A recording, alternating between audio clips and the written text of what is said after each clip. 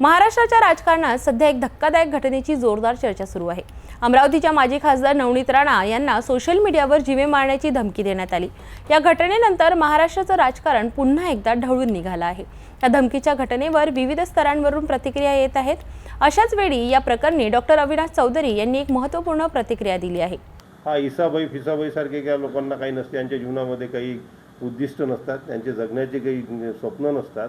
त्यांना नुसत्या काहीतरी टवाळक्या करायच्या, मारपिटा करायच्या, खंडण्या घ्यायच्या, ड्रग्स इकडून तिकडे हेराफेरा करायच्या, स्मगलिंग करायचे, पुढे धंदे करायचे, चोऱ्याबाऱ्या करायच्या, याच्यापेक्षा यांच्याकडे दुसरा काही धंदे नसतात आणि यांच्या मागे सुद्धा कोणीतरी चिथावणार असतात। तर मला असं वाटतं याला इतक्या लाईटली घेण्याचं कारण नाही, याला आपण सिरियसली बघितलं पाहिजे।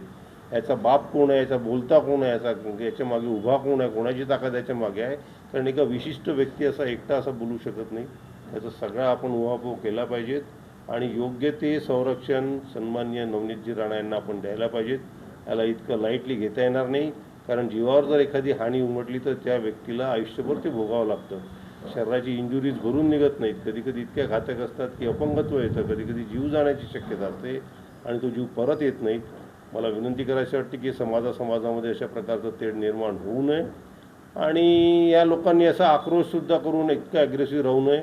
जग आता बघताय की कुठे कुठे काय काय होत आहेत आणि मला असं वाटतं एखाद्या विशिष्ट धर्माच्या विरुद्ध काही कोणी बोलू नये। सध्या आपलं एक सकारात्मक राजकारण करावं। आपल्याला डेव्हलपमेंटची आवश्यकता आहे, भारताला स्थानावर घेऊन जायचं आहे। आपली इकॉनॉमी दुरुस्त होत चालल्या आहेत, मोदींच्या मार्गदर्शनाखाली आपण इन्फ्रास्ट्रक्चरसुद्धा फार चांगलं डेव्हलप करतो आहे। मला असं वाटतं की निश्चितचपणे हा कोणा ईसाभाई त्याला खूप लवकर पॉप्युलर व्हायचा, तर त्याला भर चौकात आणून जास्तच चांगलं पॉप्युलर करायला पाहिजे पोलिसांनी, जेणेकरून त्याची पॉप्युलरिटी त्याला दिसेल आणि त्याच्या मागे कोण उभा आहे, किती त्याला मदतीला धावून येतात हे सुद्धा माहीत पडेल। ईसाभाईंना आम्ही विनंती करतो, ईसाभाई ऐसे सब बातें सब छोड़ दो यार, अपने को ज़िंदगी जीनी, अच्छी ज़िंदगी जीनी, अपने बाल बच्चों के लिए जीना है। काय के लिए इस लफड़े में पड़ने का, काय को इस तरह की नफरत पैदा करने का। अपने बाल बच्चों की तरफ, फैमिली की तरफ ख्याल करो और ये सब चीज़ें छोड़ो। आपके पीछे अगर कोई आपको बहकावे में लाता है तो उसके चक्कर में मत पड़िए। राजनीति वाले अपनी रोटियां सेक लेते हो, सफरर आप होते हो, आप जैसे लोग सफरर होते हो।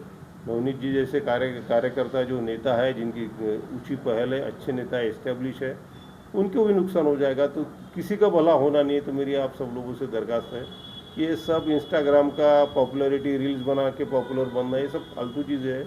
इसमें कोई किसी को हासिल होना नहीं, ना तो 4 पैसे मिलने, ना तो चैन की ज़िंदगी मिलनी, ना तो शांति मिलनी।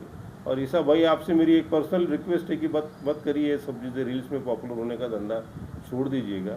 नवनीत राणा यांना मिळालेल्या धमकीच्या प्रकरणात डॉक्टर अविनाश चौधरी यांनी दिलेलं महत्त्वपूर्ण मत, तपास यंत्रणा यावर कशा प्रकारे कारवाई करतात आणि त्या व्यक्तीचा शोध कधी घेतला जातो हे पाहणं महत्त्वाचं ठरणार आहे। या प्रकरणी पुढील अपडेटसाठी बघत रहा सिटी न्यूज।